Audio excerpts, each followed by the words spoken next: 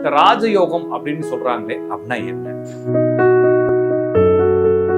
இந்த மாதிரி நிறைய யோகங்கள் இருக்கு. இந்த யோகங்கள் ராஜா அப்படின்றவோட அப்ப ராஜா போல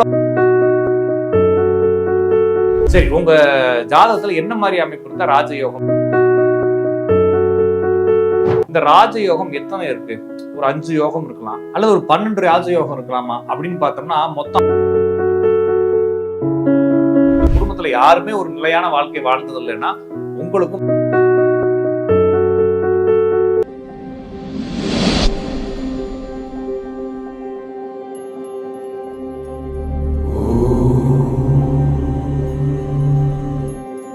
டேக் ஒன் பக்தி நேயர்கள் அனைவருக்கும் வணக்கம். நான் உங்கள் ஜோதிடன் ராஜநாடி காப்பா.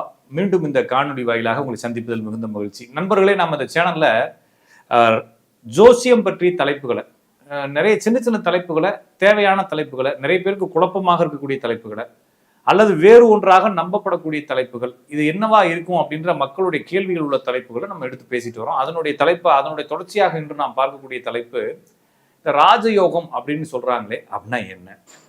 அல்லது ராஜயோகம் அப்படிங்கிறதுல ஏதாச்சும் ஒரு குறிப்பிட்டு இப்படி இருந்தால் ராஜயோகமா சார், இந்த நீசபங்கர ராஜயோகம் அப்படி இப்படின்னு சொல்லிட்டு நிறைய ராஜயோகம், மகாராஜயோகம், சக்கரவர்த்தி யோகம், இது மாதிரி நிறைய யோகங்கள் இருக்கு. இந்த யோகங்கள் ராஜா அப்படின்றவோட அப்ப ராஜா போல வாழ்வாங்களா? அப்ப ராஜயோகம்னா அப்படித்தானே? அப்படின்னா ஏதாச்சும் ஒரு குறிப்பிட்ட அமைப்பு இருக்கும் போல இருக்கே சார், அப்படிதான் சொல்லிடுங்க சார், எங்க ஜாதகத்தை செக் பண்ணிக்கணும் அப்படிங்கக்கூடிய கேள்விகள் நிறைய பேருக்கு இருக்கு. சரி, உங்க ஜாதகத்துல என்ன மாதிரி அமைப்பு இருந்தா ராஜயோகம் அப்படின்னு சொல்றதுக்கு முன்னால, இந்த ராஜயோகம் எத்தனை இருக்கு? ஒரு 5 யோகம் இருக்கலாம், அல்லது ஒரு 7 யோகம், அல்லது ஒரு 12 ராஜயோகம் இருக்கலாமா அப்படின்னு பார்த்தோம்னா, மொத்தம் 1400 ராஜயோகங்கள் இருக்கு. சரியா புரிஞ்சுக்குங்க.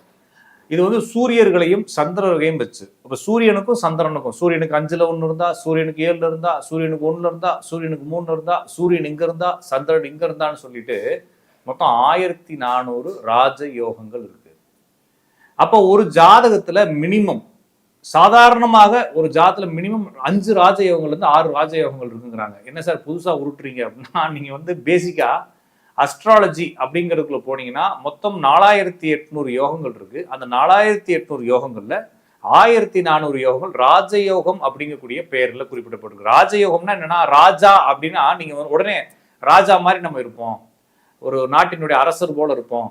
ராஜயோகம் ராஜயோகம் அப்படின்னு சொல்றது மாதிரி நீங்க அதுக்கு ஒரு ஃபீல் கொடுக்குறீங்க. ராஜம் அப்படின்னா வந்து பெரியன்னு அர்த்தம், அல்லது முதன்மைன்னு அர்த்தம். அப்ப முதன்மையாக கவனிக்கப்படக்கூடிய யோகங்கள் இப்படின்னு பாக்குறப்ப 1400 ராஜயோகங்கள்ல உங்களுடைய ஜாதகத்துல எந்த கம்ப்யூட்டர்ல கொண்டு போய் போட்டாலும் யோக லிஸ்ட் எடுத்தீங்கன்னா அதுல ஒரு 4 ராஜயோகங்கள் உங்களுடைய எல்லா ஜாதகத்திலும் இருக்கு. அப்ப நீங்க இந்த ராஜயோகம் அப்படிங்கக்கூடிய மைண்ட் செட்ல இருந்து கொஞ்சம் மாறிக்குங்க. ஏன்னா எல்லாருடைய ஜாதத்துல ராஜயோகம் 2 இருக்குதுன்னா இது என்ன சார் அப்படின்னா அதுக்கு வேல்யூவே இல்லையா அப்படின்னா உண்மையிலேயே அதுக்கு வேல்யூ இல்லை. அப்ப நான் வந்து வெல்த்தியா வாழ்றதுக்கு ஏதாச்சும் அமைப்பு இருக்கா அப்படின்னா, வெல்த்தியா வாழ்றதுக்கு அமைப்பு இருக்கானா உங்களுக்கு துன்பம் கூட இருக்கும். நான் சொல்றது புரியும்னு நினைக்கிறேன் உங்களுக்கு. ஒருத்தர் ரொம்ப கஷ்டப்பட்டா தானே நல்ல இடத்துக்கு வருவாரு. சார் நான் எதுவுமே செய்ய மாட்டேன், ஆலமரத்துக்கு கீழே வடிவேல் மாதிரியே படுத்திருப்பேன், எதுவுமே செய்ய மாட்டேன், ஆனா எல்லாமே வரணும்னா கண்டிப்பா யாருக்கும் அது வரதுக்கு வாய்ப்பு இல்லை. அப்போ உழைக்கணும், உழைக்கிறதுக்கான வாய்ப்புகள் இருக்கணும், வாய்ப்பு வந்தாலும் அறிவு இருக்கணும், அறிவு இருந்தாலும் ஓட தெரியணும், அயராது உழைக்கணும். இதெல்லாம் செஞ்சா ஒருத்தர் ஜெயிக்கலாம்னா அப்போ ஒருத்தர் கடுமையாக கஷ்டப்படக்கூடிய அமைப்பும் இருக்கணும், ஜெயிக்கக்கூடிய அமைப்பும், ரெண்டும் ஒன்னா தான் இருக்கணும். அப்போ வக்ரம் பரிவர்த்தனை கிரகங்கள், நிறைய கிரகங்கள் வக்கரமா இருக்கு சார், 2 கிரகம் என் ஜாதத்துல வக்கரம் இருக்கு சார், 2 கிரகம் பரிவர்த்தனையா இருக்கு சார், இப்படின்ற மாதிரி வக்கரம் பரிவர்த்தனை கிரகங்கள் இருந்தால் அது யோகமான ஜாதகம். சரியா புரிஞ்சுக்குங்க. இதுக்கு வந்து பேர்லாம் வைக்க தேவையில்லை. உங்களுக்கு பேர் வச்சுதான் நீங்க வந்து சக்சஸ் ஆகணும்னு பேர் இருக்கா. இந்த ராஜயோகம் இருந்தா தான் நான் பெரிய ஆள் ஆவேன், இல்லைன்னா பெரிய ஆள் ஆக மாட்டேன் எதுவும் முடிவெடுத்து வச்சுங்களா? இல்லை, நான் வந்து பெரிய ஆளானா போதுன்றது, இல்லைன்னா ஒரு நிம்மதியான வாழ்க்கை கிடைச்சா போதுன்றது, ஒரு சக்சஸ் கிடைச்சா போதுன்னு தான் நீங்க பாக்குறீங்க. அதன் அடிப்படையில் ஒரு ஜாதகத்தில் வக்கரமான கிரகங்கள் சிலவோ, பரிவர்த்தனை பெற்ற கிரகங்கள் சிலவோ, அல்லது ஒரு ராசியினுடைய சந்திரக்கூடிய கிரகங்கள் சிலவோ இருந்தா நீங்க கண்டிப்பாக ஜெயிச்சிடலாம். அல்லது நிறைய கிரகங்கள் ஒரு ஜாதகத்தை திறக்கிறீங்க, நிறைய கிரகங்கள் ஒரு இடத்துல சேர்ந்துருந்தா ஜெயிச்சிடலாம். அதே போல ஒரு சில கிரகங்கள் தனது ராசியிலேயே இருக்குது, அல்லது உச்சமா இருக்கு, நீசமா இருக்குன்னு நீங்க ஜெயிச்சிடலாம்.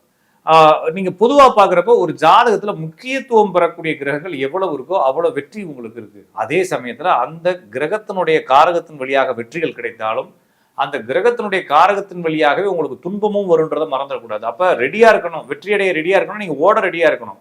உங்களுக்கு கப்பு இருக்குது அப்படின்னா 100 மீட்டர் ஓடினா தான் கப்பு கிடைக்குமே தவிர நீங்க அந்த போட்டியில் கலந்துக்கிட்டதுக்காக கிடைக்குன்னா அது சோப்பு டப்பா தான் கிடைக்கும், சராஜ்யத்தை பயன்படுத்தி சோப்பு டப்பா தான் கிடைக்கும். சரிங்களா? அப்போ ஒரு ஜாதகத்தில் இந்த மாதிரி வக்கரம் பரிவர்த்தனை விளிம்பு ஆட்சி உச்சம் நீசம் இது மாதிரி கிரகங்கள் அதிகமாக இருந்தால் கண்டிப்பாக அதிகமான யோகங்களை பெறுவீர்கள். உடனே ராஜயோகம் அப்படின்றோடனே அந்த வார்த்தைக்குள்ளேயே நான் நிற்கிறேன். ராஜயோகம் அப்படின்னா ராஜ அப்படின்றது ராஜ கிரகங்கள் 5. இன்னுமே வந்து பஞ்ச மகா புருஷ யோகத்துல 5 கிரகங்களை சொல்லிட்டு சந்திர சூரியர்களை இன்னும் ராஜாக்களாக கொண்டு வராங்க. அப்ப இந்த ராஜாக்கள் எனப்படக்கூடிய கிரகங்கள் சேர்ந்திருப்பதை ராஜா யோகம் அப்படின்னு சொல்றாங்க. அப்ப யோகம் என்பது இணைந்திருப்பது. அப்ப நீங்க வந்து அதிர்ஷ்டத்தையும் ராஜயோகத்தையும் ஒரே தட்டுல வச்சு பார்க்க முடியாது. ராஜயோகம் என்பது ஒரு வேர்டு. அதாவது ஜோசியத்துல டெர்மினாலஜி வேர்ட்ஸ் சொல்றாங்க இல்லைங்களா, அது வந்து டெக்னிக்கல் வேர்ட்ஸ் அப்படின்றது மாதிரி ஜோசியத்துல ராஜயோகம் என்பது உங்களுடைய பிறந்த ஜாதத்திலேயே பிறக்கும் பொழுதே ராஜயோகத்தோட பிறந்துட்டான்னு சொல்றாங்க இல்லைங்களா. இது மாதிரி சொல்றதுலாம் ஒரு குழப்பமான. அப்ப நான் திருப்பி எல்லா வீடியோக்களையும் சொல்றேன், நீங்கள் பிறக்கும் பொழுதே ராஜயோகத்துடன் பிறந்திருந்தால் உங்கள் ஜாதகத்தில் நிறைய கிரகங்கள் வக்ரம் பரிவர்த்தனை விரும்பார்கள். அதுல குறிப்பா நான் சொல்றது பிறக்கும் போதே சொல்றப்ப உங்களுடைய குடும்பத்தில் மரபு ரீதியாக நீங்கள் ராஜா வாழ்க்கை வாழ்வதற்கான மரபுகள்ல நீங்க பிறந்திருக்கணும். எங்க தாத்தா வந்து கஷ்டப்பட்டவர், எங்க தாத்தாவுடைய அப்பா கஷ்டப்பட்டவர், அதுக்கு முன்னால இருந்தவங்க கூலி தொழிலாளி. எங்க குடும்பத்துல யாருமே ஒரு நிலையான வாழ்க்கை வாழ்ந்தது இல்லைன்னா உங்களுக்கும் அதே நிலைமைதான். உங்க ஜாதத்துல சில முன்னேற்றங்கள் இருந்தாலும் கூட அந்த பிராக்கெட்டை தாண்டி உங்களால போக முடியாது. சரியா புரிஞ்சுக்குங்க.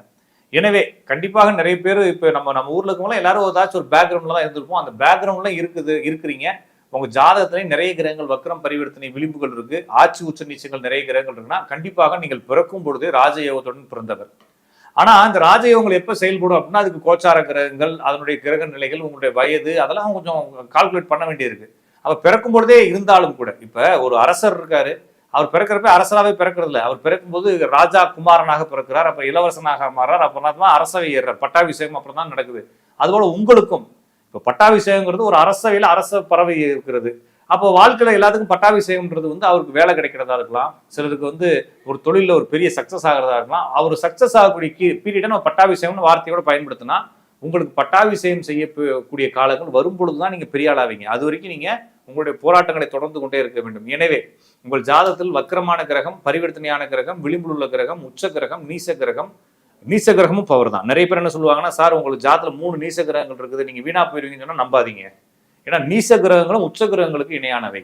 அது நம்ம என்ன சொல்றோம்னா, சார் ஒரு கிரகம் இம்பார்ட்டன்ட் ஆயிடுச்சுன்னு சொல்றோம், அவ்வளவுதான். அது நீசமானாலும் இம்பார்ட்டன்ட், உச்சமானாலும் இம்பார்ட்டன்ட். சரியா புரிஞ்சுக்குங்க. எனவே இது மாதிரி முக்கியமான கிரகங்கள் நிறைய கிரகங்கள் உங்க ஜாதத்துல இருந்துச்சுன்னா கண்டிப்பாக நீங்கள் பெரிய அளவுல ராஜயோக வாழ்க்கையை வாழுவீங்க அப்படின்றத புரிஞ்சுங்க. இது வந்து உங்களுடைய பிறப்பின் அடிப்படையிலே உருவானது. ஜாதகம் என்பது பிறப்பின் அடிப்படையில் வந்ததுதான். இடையில வரதுங்கிறதெல்லாம் உண்மையில இடையில வந்தாதான் ஜாதத்துல இருக்கும். எனவே பிறந்த காலத்திலிருந்து உங்கள் ஜாதகத்தில் ராஜயோகத்துடன் பிறந்திருப்பீங்க அப்படின்னு நீங்க ராஜயோகம்ன்ற வார்த்தையை நீங்க ஜாதகத்துல கூடிய வார்த்தையை பயன்படுத்த தேவையில்லை. பொதுவாக கிரகங்கள் முக்கியத்துவம் அடையும் போது ராஜயோகத்தை பெறுகிறீர்கள் என்ற அடிப்படையில நம்ம அடுத்தடுத்த வீடியோக்களில் நிறைய தகவலோடு உங்களை சந்திக்கும் வரை உங்களிடமிருந்து விடைபெறுவது உங்கள் நண்பர் ஜோதிடர் ராஜநாடி காப்பா.